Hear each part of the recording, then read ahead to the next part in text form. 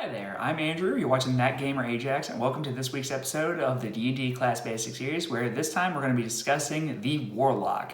Of the magic classes, Warlocks are the ones that make deals with otherworldly patrons in order to get their powers, which makes them stand out a little bit from the other magical classes that we've talked about so far. Unlike a lot of the other casters, Warlocks also focus primarily on using a lot of smaller spells because they don't get access to quite as many spells as a lot of other classes do, but when they cast them, they cast to the greatest possible effect. So let's go ahead and dive right into this class and why it presents a lot of great options for combat and roleplay. When you cast a spell as a Warlock, if it is a leveled spell, which you get at a pretty regular basis, it is cast at the highest possible level, depending on how many levels you have in Warlock. This means that when you are going to be at later stages in the game, you're going to be casting even the smallest spell at the highest possible level, which means that it's going to be at the greatest possible effects, which can do a lot of damage or have a great influence in terms of a battlefield or even a roleplay situation if you need it.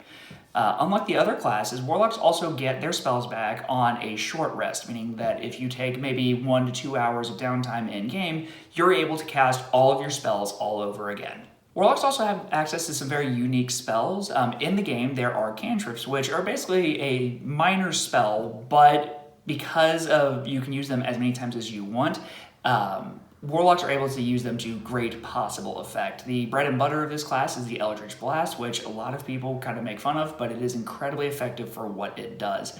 As you get stronger as a Warlock, you're able to cast this spell multiple times and hit either multiple enemies or one guy multiple times. Warlocks, along with their magic, also get a wide variety of passive and active effects known as invocations from their patron. This can range from being able to tweak some of your spells, such as that Eldritch Blast that we talked about, to getting free spell slots to do certain things, such as disguising yourself in a crowd. Warlocks are also a great class, in my opinion, because of the wide variety of roleplay interactions that you can have with your patron and your companions.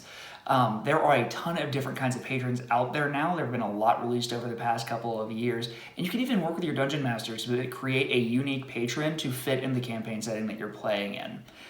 Because you are basically playing with a borrowed supply of power, keeping that patron happy is really going to ensure that you can really delve into this class and explore roleplay options. So it's great if you're a new player. Now let's go ahead and dive into some of the weaknesses of a Warlock. Now, because you're casting your spells at such great possible effect, you don't really get that many spell slots. There are some spells that you'll be able to cast for free, but even if you play this class up to level 20, you don't get more than a handful of spells that you're able to cast before you need to take that rest and get that downtime. This is also a class that has a lot of decision making involved with it, so if you're a person that doesn't really like to make as many choices when you're building a character, this might be one that you want to steer away from, because not only do you have to pick a pretty good number of spells, you have to manage the invocations that you get, and you can swap those out on a level by level basis when you level up with this class. So there's just a whole lot of things to look over and a lot of information to keep track of. But if you are willing to take that on, this is a class that can provide a lot for you. The bread and butter of the Warlock class is using its cantrips because of how few spell slots that you get. That being said, those cantrips can be used to great effect, so just keep that in mind when you decide to go ahead and give this class a shot. In conclusion, I feel that the Warlock is a great class if you are relatively new to the game and you're not intimidated by making a whole lot of choices. It's relatively easy to play and you have a lot of options in terms of roleplay